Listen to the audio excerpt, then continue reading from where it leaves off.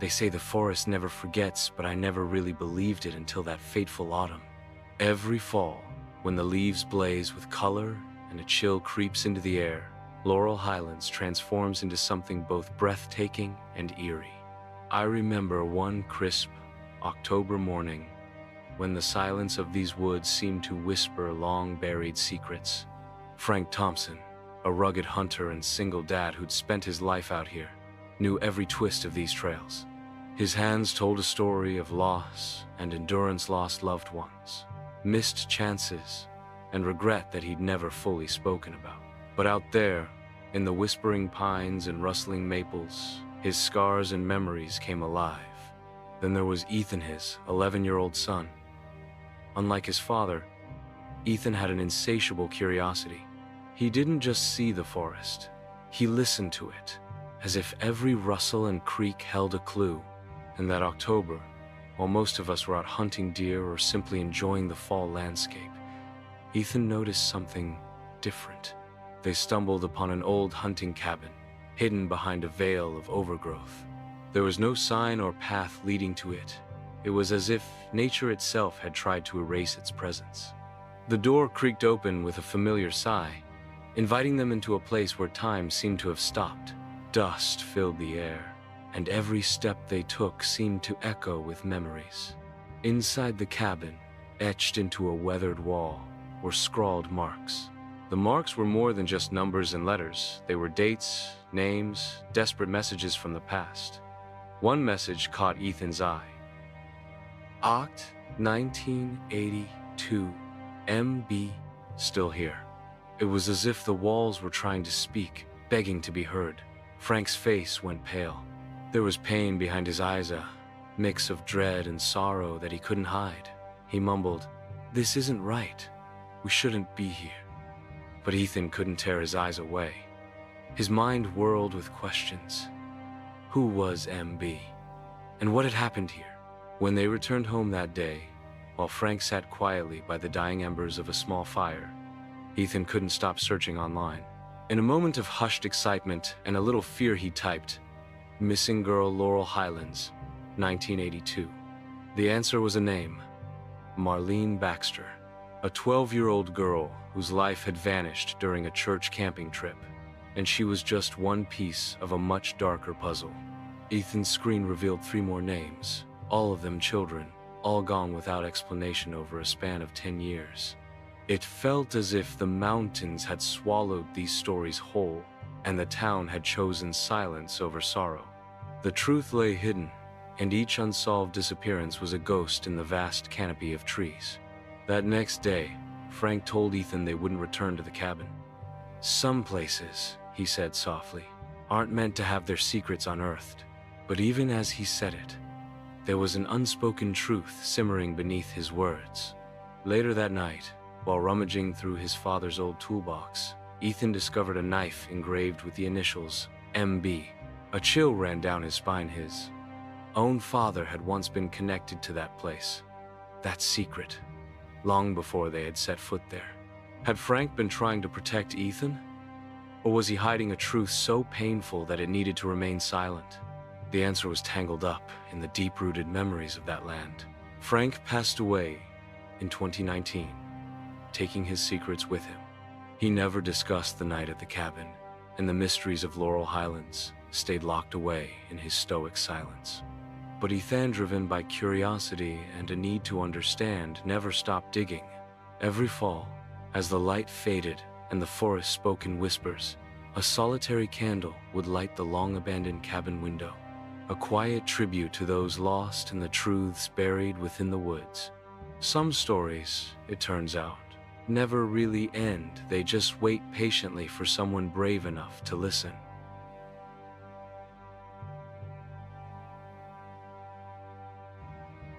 I still remember that night, like it was yesterday. Whisper in the dark that left us all questioning everything we thought we knew about these mountains.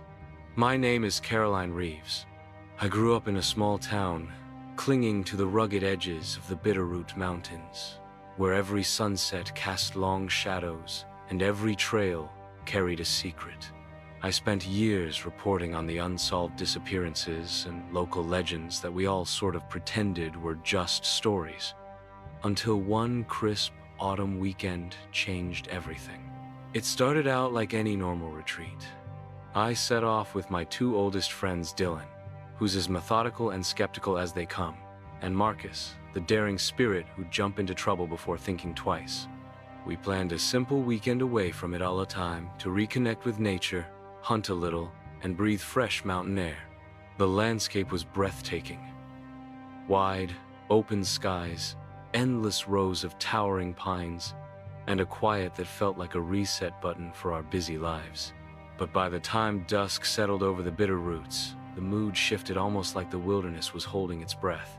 While we were setting up camp, I noticed something odd near an abandoned mini, a set of fresh footprints, unmistakably human and much too deep for a casual wanderer. They were there, fresh as if someone had run by just minutes earlier. Marcus brushed it off with a laugh that didn't quite hit his eyes, but Dylan frowned, saying, "Something isn't right here."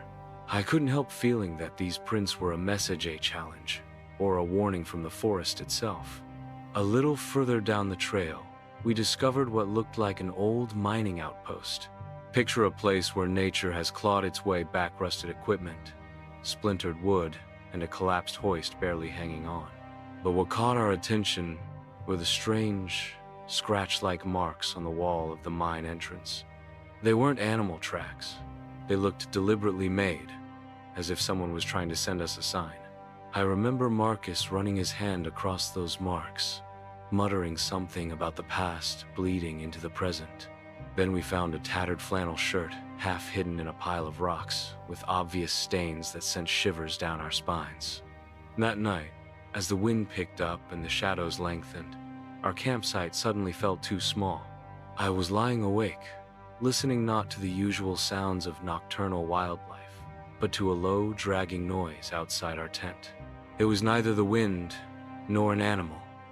It was something deliberate, as if someone or something was moving slowly closer, testing our resolve. At 3 in the morning, our motion sensor camera finally did its job. When we huddled around a laptop in the cold light of dawn, we saw just one photo, a blurry outline crouched at the edge of our tent. Its features were too indistinct to make out, but it radiated this unsettling human presence. We left the mountains that day, hearts pounding in our chests and questions echoing in our minds. I tried reporting the incident, of course, but local authorities waved it off as nothing more than a case of mistaken identity, a misfit poacher, or maybe even a transient hiding in the wild. Yet, deep down, I knew what we'd encountered was something far more sinister. A couple of weeks later, a 26-year-old hiker named Julia Barnes went missing in that same region. The only clue to her disappearance was a pair of boots, left at the mine's entrance, echoing the same silent warning we had felt that night. Her story was a stark reminder that not all mysteries in the Bitterroot are meant to be solved. I published her story with every word I could muster, hoping to force the town and myself to remember the untold tragedies hidden in these mountains. Even now, I catch myself glancing at that one haunting image in my desk drawer. The blurry face that might have been a ghost or a desperate soul pleading for answers. In the Bitterroot, beauty and darkness share the same breath. Every ray of the cold, early light, and every creeping shadow in the night reminds us. Some echoes are eternal, waiting out there in the darkness for someone brave enough to listen. I haven't gone back since that fall night, but I know the mountains keep their secrets, and now I do too. Sometimes, the only way to keep a memory alive is to let the echoes keep calling out to USA. Call that, if we listen closely enough, might just change everything we thought we knew about nature and ourselves.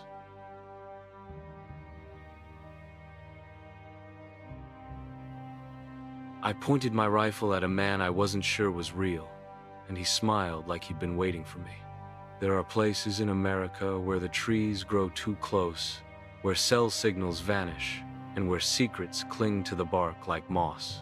Northern Minnesota is one of those places. Denny Matthews knew these woods like he knew the creases in his hands. A retired firefighter, Denny wasn't the type to spook easily. He'd pulled children out of burning buildings, held the line through backdrafts, and seen what panic looked like in people's eyes. But after 30 years of running into danger, he'd traded sirens for solitude. Every October, Denny packed his truck and drove 3 hours north of Duluth to an old logging trail that no longer appeared on maps. It was his sanctuary. Just him, the wind, and the occasional deer. But this trip, this one was different. He arrived late in the afternoon, the sun a low orange disk above the pines. As he unpacked, something strange caught his eye: boot prints. Not fresh, but not old either.